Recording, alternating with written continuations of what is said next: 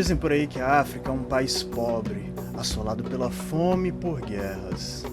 Para começo de conversa, por favor, né, gente? A África não é um país.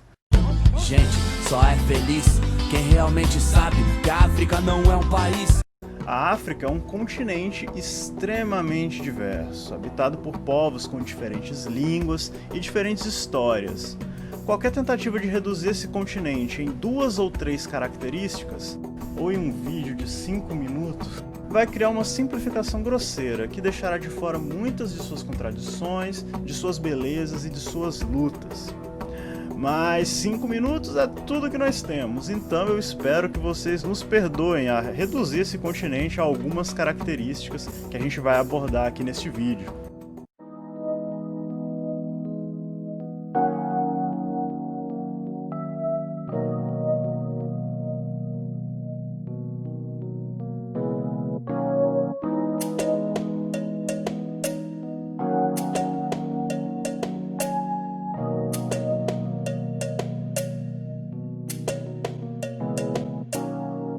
Da construção das pirâmides do Egito até a realização do primeiro transplante de coração, a África tem muito a nos ensinar sobre o papel da cultura na construção das sociedades, sobre como aliar tecnologia ao desenvolvimento humano e sobre a importância de nos mantermos sempre batalhando por um mundo melhor. Chamam esse continente de Mãe África, ou de berço da humanidade.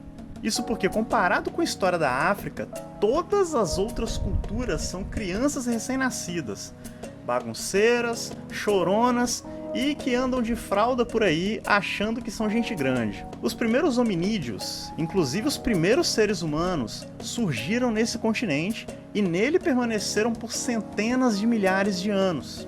Foi lá que descemos das árvores, dominamos o fogo, domesticamos os animais e passamos a viver em grupos tribais que transmitiam seu conhecimento de geração em geração de forma pacífica.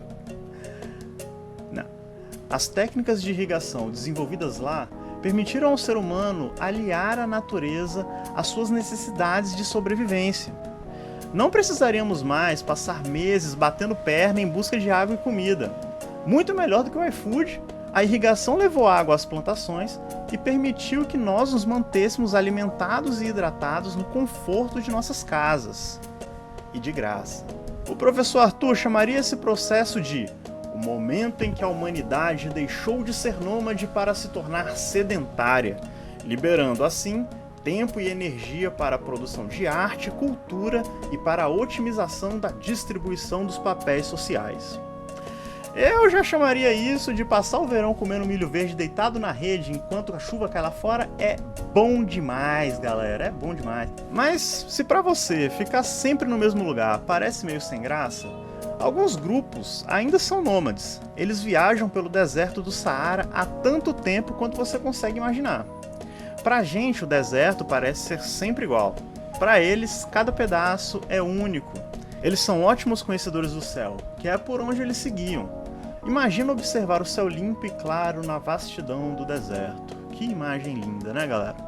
A história da África é a história de reis, rainhas, faraós, cientistas, pescadoras, agricultores, trabalhadoras e trabalhadores.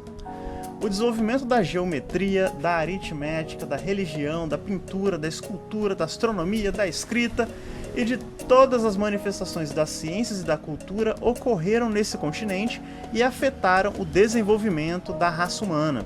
Para resumir a importância desse continente, poderíamos dizer que a África é o BTS da cultura, o MC Guimê da ciência, a Pablo Vittar do processo civilizatório. Eu tô na flor da idade. Melhor se arrepender do que passar vontade.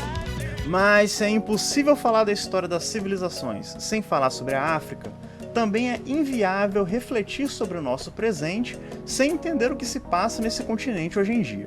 Apesar de todo esse passado glorioso, a África é lembrada como um continente arruinado pelos conflitos.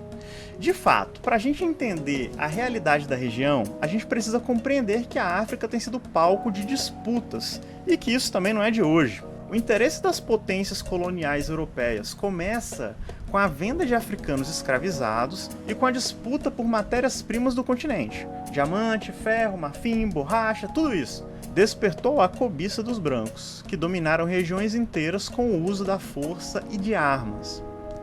O africano que foi sequestrado e trazido para as Américas passou o último século tentando reconstruir a sua memória e sua identidade. Já o africano que ficou no continente passou o último século pegando em armas para lutar pela sua independência e reconstruir seu continente arrasado por séculos de violência colonial. O continente africano ainda tem muito espaço para se desenvolver.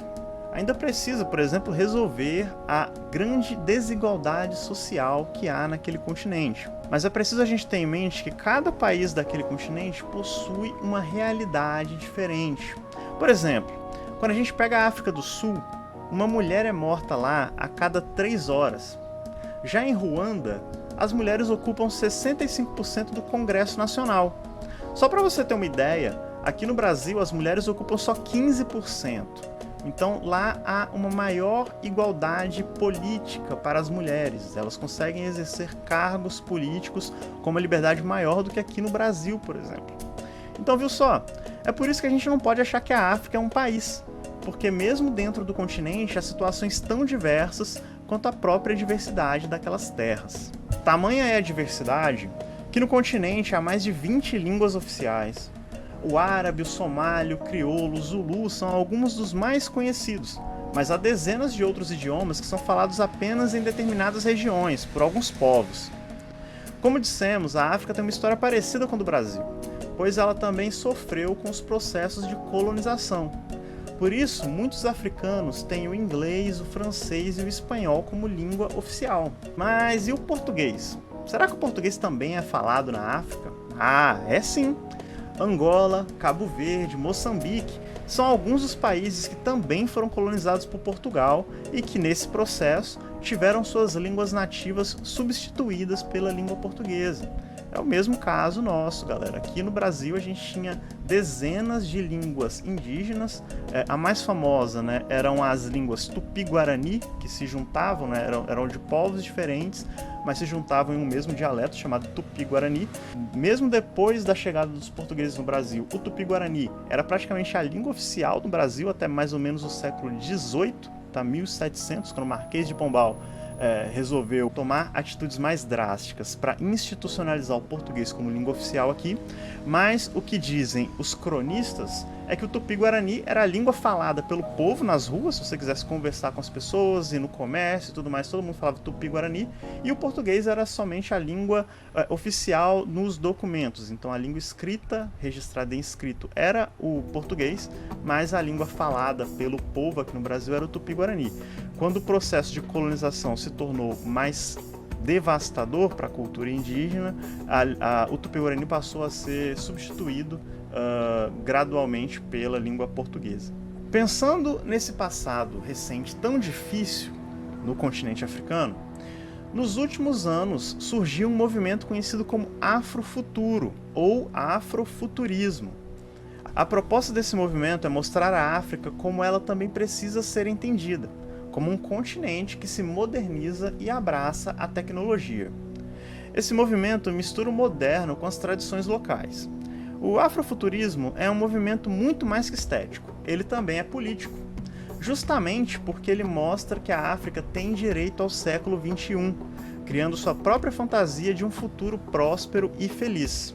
O Afrofuturo retrata uma África antenada, e você pode ver isso em Wakanda, esse reino imaginário que valoriza a ciência e a tecnologia, que aprende com seus ancestrais e que ensina a seus descendentes.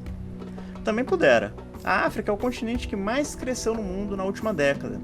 Enquanto isso, a pobreza também está recuando.